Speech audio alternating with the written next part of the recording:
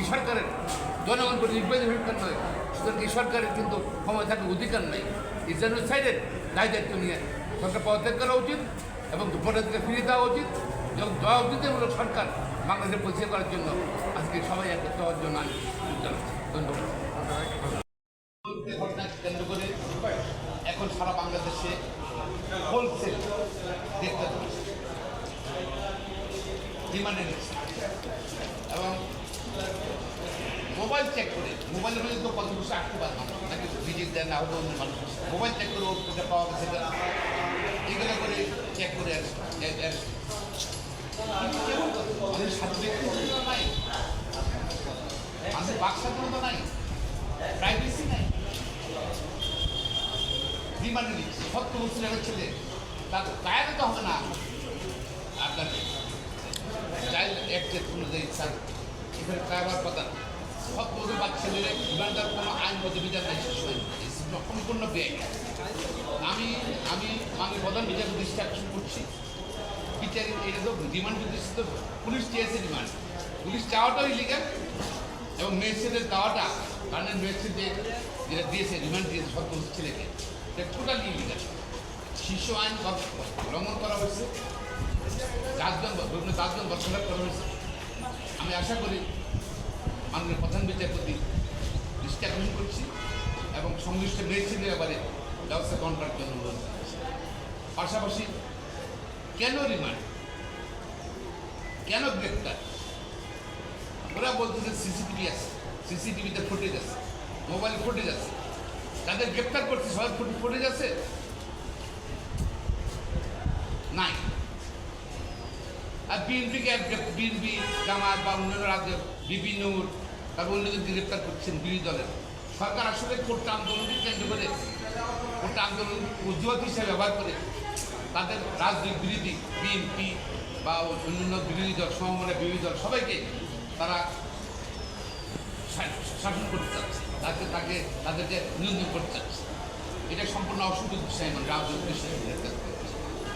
তো আমি গ্রেপ্তার নিন্দা জানাচ্ছি, ঢালাও হোলসেল গ্রেপ্তার বন্ধ করার জন্য দাবি জানাচ্ছি। পাশাপাশি যাদের গ্রেপ্তার করা হয় তাদেরকে অনধিকার ঢালাওভাবে গ্রেপ্তার করে তাদেরকে অনধিকার মুক্তি দাবি করছি।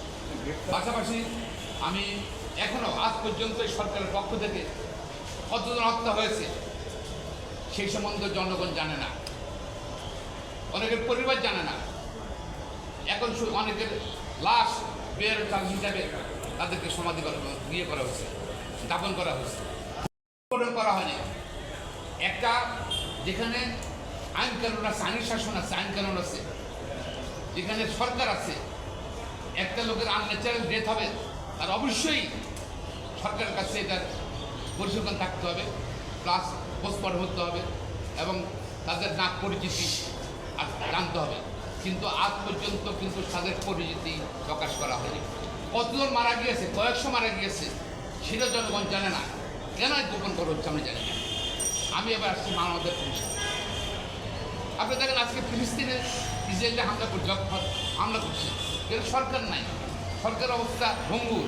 সেখানে কিন্তু প্রত্যেক কত লোক মারা আছে ফিলিস্তিনে ইসরায়েল হত্যা করছে, সেগুলো কিন্তু পত্রপত্রিকা আসছে, অ্যাকুরেট পত্রপত্রিকা আসছে।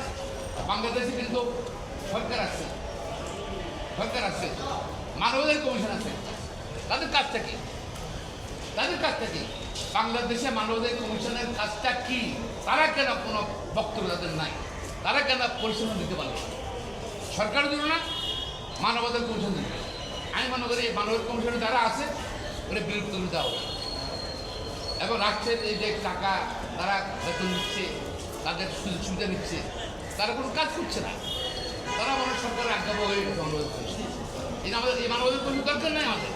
যে মানবাধিকার কমিশন ক্ষয়ক্ষতি বলতে পারবে না, মানুষ হত্যার কথা বলতে পারবে না, সংখ্যা বলতে পারবে না, আহতের কথা বলতে পারবে না, মানব কমিশন কী করবে না?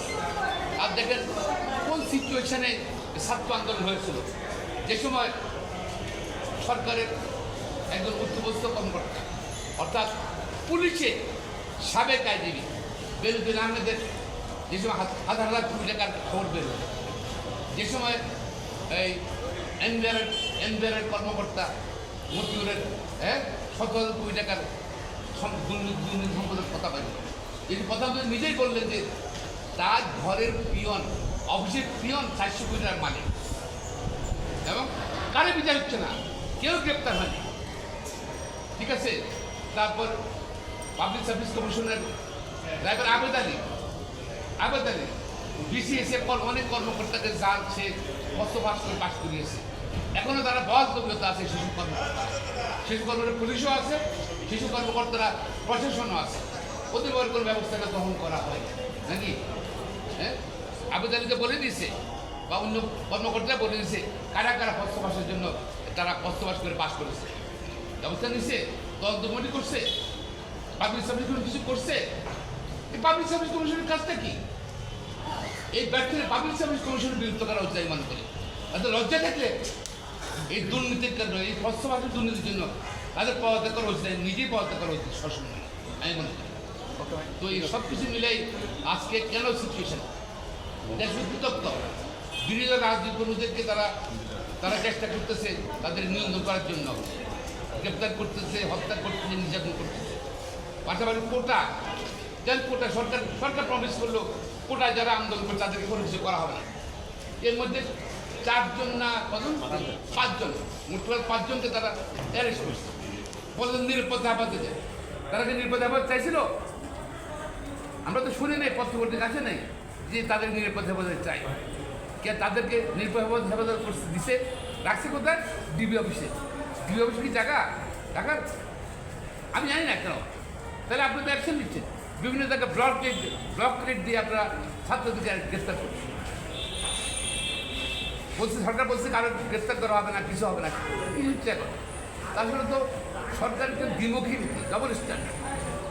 আজকে সম্পূর্ণ ক্ষয়ক্ষতির জন্য, জাতীয় সম্পদ ক্ষয়ক্ষতির জন্য, হত্যার জন্য, এবং হাজার হাজার লোক আহত হয়েছে, হাজার লোক চোখ নষ্ট হয়ে গেছে।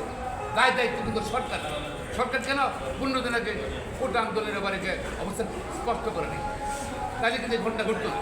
আমি মনে করি সরকার সব সার্বিক দুর্নীতি, ব্যাংক লুট, বিভিন্ন খাতের প্রত্যেক খাতের দুর্নীতি, প্লাস গণহত্যা, এটা আমি বলি গণহত্যা যেন চাই, গণহত্যার দায়িত্ব নিয়ে সরকার পদত্যাগ করা উচিত।